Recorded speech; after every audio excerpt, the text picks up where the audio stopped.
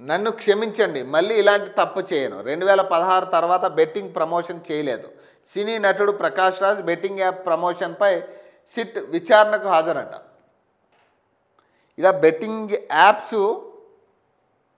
Apps కానీ online gaming apps కానీ చాలా ఘోరమైన పరిస్థితి. లోన్ యాప్స్ కానీ ఎంత దారుణం అంటే కోటి రూపాయలు సెలబ్రిటీస్కి అలాగే ఇన్ఫ్లుయెన్సర్స్కి చిన్నపాటి ఇన్ఫ్లుయెన్సర్స్కి వాళ్ళు ఇచ్చి ఎంతోమంది చావులకు కారణమయ్యారు వీళ్ళు. ప్రకాష్ రాజు, విజయ్ దేవరకొండ, రానా లేదా కొంతమంది ఇన్ఫ్లుయెన్సర్స్ ఉన్నారు. చిన్న వాళ్ళు దగ్గర నుంచి సెలబ్రిటీలు, యాంకర్లు చాలామంది ఉన్నారు. చాలా ఘోరమైన పరిస్థితి. వీళ్ళ వల్ల కొన్ని వందల చావులు జరిగాయి. ఒక్క తెలుగు రాష్ట్రాల గురించే మనం మాట్లాడుకుంటే ఒక 2 తెలుగు రాష్ట్రాల్లోనే కొన్ని వందల ఆత్మహత్యలు జరిగాయి ఈ బెట్టింగ్ యాప్స్ పేరు మీద. బెట్టింగ్ యాప్స్లో మోసపోయి లోన్ యాప్స్లో లోన్ తీసుకుని కట్టలేక ఈ ఇన్ఫ్లుయెన్సర్స్ అనేటోళ్ళు యూత్ని బాగా అట్రాక్ట్ చేసి, ఎందుకంటే యూత్ దగ్గర అంటే కొన్ని 18 సంవత్సరాలు దాటి ఒక 25 సంవత్సరాల లోపు వాళ్ళకి ఎక్కువ ఎరవేసి పైసలు ఈజీగా వస్తాయి డబ్బులు అనే ఆలోచన క్రియేట్ చేసి వాళ్ళతో ఆడేలాంటి చేస్తూ ఉన్నారు. ఇప్పుడు చాలా యూట్యూబ్ ఛానల్స్ కొన్ని ఉన్నాయి.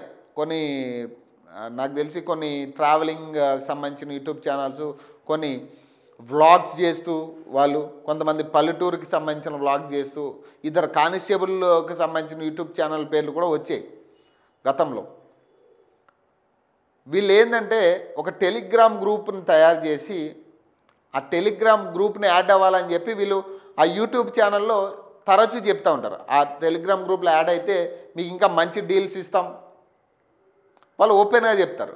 ఆ టెలిగ్రామ్లో యాడ్ అయిన తర్వాత ఈ ఫాలోవర్స్ అందరూ కూడా టెలిగ్రామ్లోకి యాడ్ అయిన తర్వాత ఆ టెలిగ్రామ్ని బెట్టింగ్ యాప్స్ వాళ్ళకి లేదా లోన్ యాప్స్ వాళ్ళకి వీళ్ళకి దాన్ని హ్యాండ్ ఓవర్ చేస్తారంట. ఇది చాలా పెద్ద కుట్ర. ఇది చాలా చిన్నదైతే కాదు.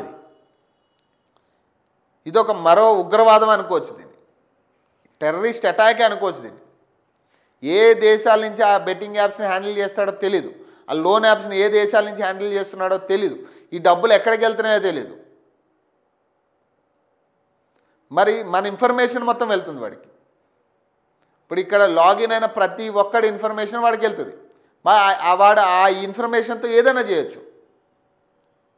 ఒక యాప్లో మనం లాగిన్ అయితే మన టోటల్ ఫోన్ వాడి చేతిలో ఉంటుంది. మన టోటల్ ఫోన్, మన పిక్చర్స్, మన ఫోను, మన కాంటాక్ట్స్ అన్నీ వాడి చేతిలో ఉంటాయి. చిన్న ఎగ్జాంపుల్ మనం చెప్పుకోవాలంటే, లోన్ కట్టకపోతే, ఫర్ సపోజ్ ఆన్లైన్లో ఓ పలానా యాప్ నుంచి లోన్ తీసుకుంటే లోన్ కట్టకపోతే వాడు ఏం చేస్తాడు, మన ఫోటోని మార్ఫింగ్ చేసి లేదా మన కాల్ లిస్ట్లో ఉండి మన ఇంటి పేరుతో ఉన్న వాళ్ళందరికీ ఫోన్ చేస్తాడు. గమనించండి ఎట్లా వెళ్తుంది ఇన్ఫర్మేషన్ మొత్తం. మనమే ఇస్తున్నాం, మనమే వాడికి ఆ ఇన్ఫర్మేషన్ ఇస్తున్నాం. వీటన్నిటికీ నెట్వర్కింగ్ ఎట్లా అంటే రెండిటికి లింక్ ఉంది. ఈ లోన్ యాప్స్, ఈ బెట్టింగ్ యాప్స్ రెండు రన్ చేసేది ఒకటే సంస్థలు ఉంటాయి. ఒకటే సంస్థ ఈ రెండింటిని రన్ చేస్తూ ఉంటుంది. వీటిని ప్రమోట్ చేసారు వీళ్ళందరూ, ఈ మహానుభావులందరూ పైసలు తక్కువైనట్టుగా. వీళ్ళ సినిమాలకి లక్షలు తీసుకుంటారు, కోట్లు సంపాదించుకుంటారు వీళ్ళు. ఇంకా మరి దేనికి ఆశపడి ఎవరికి మంచి చేయాలని ఈ బెట్టింగ్ యాప్స్ని ప్రమోట్ చేయడం? ఇప్పుడు బెట్టింగ్ యాప్స్ దేనికి ప్రమోట్ చేసినట్టు, ఎవరికి మంచి చేయాలని ప్రమోట్ చేశారు? మీరు ఏం సమాజానికి ఇన్ఫర్మేషన్ ఇద్దామని? మరి వీళ్ళ వల్ల కోల్పోయిన ప్రాణాలకి ఇప్పుడు మీరు సారీ చెప్తున్నారు, ఓకే, క్షమించండి అంటున్నారు. అది చిన్న పదమే నా దృష్టిలో. అయితే ఎన్నో వందల మంది చనిపోయారు. మీరు చెప్పడం వల్ల చాలామంది ప్రోద్బలంతో బెట్టింగ్ ఆడి మోసపోయి ఆత్మహత్య చేసుకున్న వాళ్ళు ఉన్నారు. మరి వాళ్ళ కుటుంబాలకి ఏం చెప్తారు మీరు? ఇంతమంది ఇన్ఫ్లుయెన్సర్లు చేయడం పట్ల ఎన్నో వందల మంది చనిపోయారు. మరి వాళ్ళ కుటుంబాలకి ఏం చెప్పాలి? సరే, మీరు ఈరోజు సారీ చెప్తారు, లేదా ఏదో పూచిక కట్టించుకుంటారు, వాళ్ళని వదిలేసే పరిస్థితి ఉంటుంది. కానీ అసలు వీళ్ళ వెనకాల నెట్వర్కింగ్ ఏంటి? వీళ్ళకి డబ్బులు ఎక్కడి నుంచి వచ్చాయి? వాళ్ళు ఎవరు? వాళ్ళు ఎక్కడి నుంచి నడిపిస్తూ ఉన్నారు? ఆ బెట్టింగ్ యాప్స్ ఎట్లా నడుస్తుంది? ఆ సమాచారం ఏం చేస్తున్నారు? ఇవన్నీ కూడా చాలా కీలకంగా పరిశీలించాల్సిన విషయాలు ఇవన్నీ. వీళ్ళకి శిక్ష పడడం వల్ల ఎవరైతే ఆత్మహత్య చేసుకున్న కుటుంబాలకు సంబంధించిన ఫ్యామిలీ మెంబర్స్ ఉన్నారో వాళ్ళకి వచ్చే మేలు ఏముండదు. వాళ్ళకి ఏదైనా మేలు చేసేటట్టే ఈ యాక్షన్లు ఉండాలి. ఏదైనా కానీ ఎవరిని క్షమించాల్సిన అవసరమే లేదు.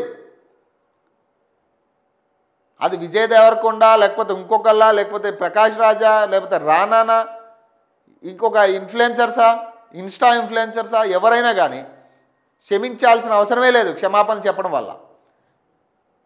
కుటుంబాలకి, వీళ్ళ వల్ల నష్టపోయిన కుటుంబాలకి ఏం న్యాయం చేస్తున్నాం అనేది చాలా కీలకం. వీళ్ళని క్షమించాల్సిన అవసరం లేదు. 21,000 పెట్టు 20 లక్షలు పట్టండి. ఇదిగో ఇవే పరిస్థితి. Betting apps, online gaming, loan apps చేసేది ఇదే. 21,000 పెట్టు 20 లక్షలు పట్టు, నెలలోపే ఊహించినంత రిటర్న్స్ అంటూ ఆశ. ఇన్వెస్ట్మెంట్ పేరుతో ఆర్థిక మోసాలు, సోషల్ మీడియా వేదికగా అధికం. ఫేక్ వీడియోలు, మెసేజ్లతో అమాయకుల బ్యాంకుల ఖాతాలు ఖాళీ చేస్తూ ఉన్నారంట. కేంద్ర మంత్రి నిర్మలా సీతారామన్, గూగుల్ CEO సుందర్ పిచ్చయ్య పేరుతో ఫేక్ వీడియోలు, IAS IPSల పేరుతోనూ NCCRP విఫలం. సుప్రీంకోర్టు స్పందించాలంటున్న సైబర్ క్రైమ్ బాధితులు. ఇట్లా నిర్మలా సీతారామన్ ఫోటో పెడతారు. మినిమం ఇన్వెస్ట్మెంట్ 22,000 అంట. Daily income 52,138. మంత్లీ 12,21,141 రూపాయలు వస్తాయని వాళ్ళు ప్రచారం చేస్తూ ఉన్నారు. ఎవరి ఫోటో? నిర్మలా సీతారామన్ ఫోటో. ఆర్థిక మంత్రి, కేంద్ర ఆర్థిక మంత్రి నిర్మలా సీతారామన్ ఫోటో పెట్టి ఇట్లా ప్రచారం చేస్తూ ఉన్నారు. కొంతమంది ఏం చేస్తారంటే ఇది ప్రభుత్వ స్కీమేమో అని చెప్పి ఇన్వెస్ట్ చేస్తారు వీళ్ళు. ఇప్పుడు ఇది చూడగానే ఏమనిపిస్తుంది అంటే ఇదేదో కేంద్ర ప్రభుత్వం కొత్త స్కీమ్ పెట్టింది, ఓకే ఇన్వెస్ట్ చేస్తే ఇంత అమౌంట్ వస్తుంది కదా అని ఇన్వెస్ట్ చేసే వాళ్ళు ఉంటారు పైసలు ఉండి. సో ఇట్లా ICICI bank, HDFC, SBI daily income official registration అంట. ఇది చూడు, మైకల్ మేబెర్రీ జాన్, ఇది కూడా ఫేక్ అకౌంట్, ఇది ఇన్స్టాలో. సో ఈ రకంగా నిర్మలా సీతారామన్ ఫోటో పెట్టవచ్చు, IPSలు IASల ఫోటోలు పెట్టవచ్చు. మొన్న కూడా ఒక వాట్సాప్ అకౌంట్ బయటపడింది. CP సజ్జనార్ గారి పేరు మీద ఆయన ఫోటో పెట్టుకుని ఒక వాట్సాప్ గ్రూప్ తయారు చేసి అందులో కూడా మోసాలు చేస్తూ ఉన్నారు. మరి ఎందుకు ఇంత ఘనం మనం కట్టడి చేయాలని చూస్తున్నాం, మరి ఎందుకు కట్టడి అవ్వట్లేవి? మళ్ళీ అమాయకుల ప్రాణాలు ఇక్కడ మళ్ళీ పోయేది. ఇక్కడ డబ్బున్నోడు ఎవడు వీటి జోలికి వెళ్ళాడు. గమనించండి, middle class, below middle class వాడు ఏదో ఉన్న దాంట్లో తృప్తి పడకుండా ఇట్లాంటి ఆశలకు పోతాడు వీడు. ఎట్లా వస్తాయి? రోజుకి డైలీ ఇన్కమ్ 52,000 అంటే ఎట్లా వస్తాయి 52,000? ఇప్పుడు నువ్వు పెట్టింది 22,000, ఓకే. డైలీ 52,000 జీతం ఎవడిస్తాడబ్బా? ఒక్కసారి ఆలోచించండి. నువ్వు బ్యాంకులో పెట్టినా కూడా 2 రూపాయలు వడ్డీయే కదా, రూపాయినారా 2 రూపాయలు వడ్డీయే కదా బ్యాంకులో పెట్టినా కూడా, డిపాజిట్ చేసినా కూడా. మరి ఎట్లా వస్తాయి 52,000? ఎట్లా వస్తాయి నీకు? 22,000 మనం పెడితే డైలీ 52,000, 12 లక్షల రూపాయలు నెలకు ఎట్లా వస్తాయి నీకు? కనీసం ఆలోచించే పరిస్థితి ఉండదు. వీళ్ళు కూడా సైబర్ నేరాలకి పాల్పడడానికి ప్రధాన కారణం కూడా ఇదే. కేవలం మనకు కనపడేది ఏంటంటే ఆ 12 లక్షలు అనేదే కనపడుతుంది మనకి. మిగతాదంతా ఏముండదు. ఎందుకంటే డబ్బాసి ఉండి మనం ఆలోచించే టైం కూడా తీసుకోము. వీడు కూడా ఆలోచించే టైం ఇవ్వడు మనకి. సో ఇట్లాంటివి ఏదైనా వస్తే ఖచ్చితంగా ఇమీడియట్గా మీరు రెస్పాండ్ అయ్యి సైబర్ క్రైమ్కి మీరు ఇమీడియట్ దాదాపు 1 అవర్ లోపు మీరు ఇస్తే మీ డబ్బులు రికవర్ చేసే ఛాన్స్ కూడా ఉంటుంది. సైబర్ క్రైమ్కి మీరు 1 అవర్ లోపు కనుక మీరు ఇన్ఫర్మేషన్ ఇస్తే ఇమీడియట్గా ఎవరైతే నష్టపోతారో వాళ్ళకి ఇమీడియట్గా మీ డబ్బులు మీకు అకౌంట్ 100% మీ అకౌంట్లోకి వచ్చే ఛాన్స్ ఉంటుంది, స్కోప్ ఉంటుంది. ఫస్ట్ హాఫ్ అన్ అవర్ కానీ 1 అవర్ కానీ నాకు తెలిసి. సో వీలైతే వాళ్ళ నెంబర్లు కూడా నేను డిస్ప్లే చేసే, సైబర్ క్రైమ్ సంబంధించిన నెంబర్స్ కూడా నేను డిస్ప్లే చేసే ప్రయత్నం చేస్తాను ఈ వీడియో కింద. రోజు రోజుకు సైబర్ మోసాలు పెరిగిపోతున్నాయి. 1 కాదు 2 కాదు, వందల సంఖ్యలో బాధితులు సైబర్ క్రైమ్కు గురై ఏదో ఒక రూపంలో తమ డబ్బులు పోగొట్టుకుంటున్నారు. వెలుగులోకి వచ్చిన ఘటన కొన్నైతే వెలుగులోకి రాని ఇన్సిడెంట్లు అనేకంగా ఉన్నాయి. అయితే ఆర్థిక మోసాలకు వేదికగా మారుతున్న సోషల్ మీడియాలో ఫేక్ అంశాలను కట్టడి చేయడంలో national cyber crime reporting portal విఫలం అవుతుందనే చెప్పాలి. జియో ఫెన్సింగ్ విధానం ద్వారా ఆన్లైన్ గేమింగ్, బెట్టింగ్ యాప్లను నియంత్రించిన ఫేక్ వీడియోలను సర్క్యులేట్ చేయకుండా కట్టడి చేయలేకపోతున్నట్టు రాష్ట్ర స్థాయి సైబర్ వింగ్స్ చెబుతున్నాయి. ఎన్సీసీఆర్పి మాత్రమే ఈ దిశగా చర్యలు తీసుకుంటుందని చెప్తా ఉన్నారు. ఎన్ని చర్యలు తీసుకున్నా ఈ సోషల్ మీడియా వేదికగా ఫేక్ అకౌంట్స్, వేల సంఖ్యలో ఫేక్ అకౌంట్స్ సర్క్యులేట్ అవుతూ ఉన్నాయి. చాలా ప్రముఖుల పేరుతో డబ్బులు అడగడం. సో ఇట్లనే నేను ఇందాకన్నా కదా, ఆన్లైన్ గేమింగ్ కానీ, ఆన్లైన్ బెట్టింగ్ యాప్స్ కానీ, లోన్ యాప్స్ కానీ, వీళ్ళు పూర్తి సమాచారం, మన ఫోన్ సమాచారం అంతా వాళ్ళ దగ్గర ఉంటుంది. వాళ్ళు ఏదైనా చేయొచ్చు, దాంతో వాళ్ళు ఏదైనా చేయడానికి స్కోప్ ఉంది.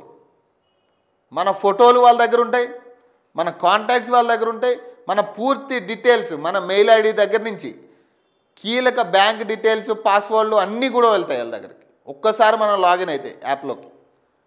తస్మాత్ జాగ్రత్తగా ఉండాలి మనం. ప్రజలు మీకే చెప్తున్నాం, ఖచ్చితంగా ఇవి ప్రతి ఒక్కరికి ఎదురవుతాయి. ఒకవేళ అలా ఎదురైనప్పుడు ముందుగా మీరు పోలీసులకి ఫిర్యాదు చేయడం చాలా ఉత్తమం అది. సో తస్మాత్ జాగ్రత్త అని మేము చెప్తా ఉన్నాం ఈ వేదికగా.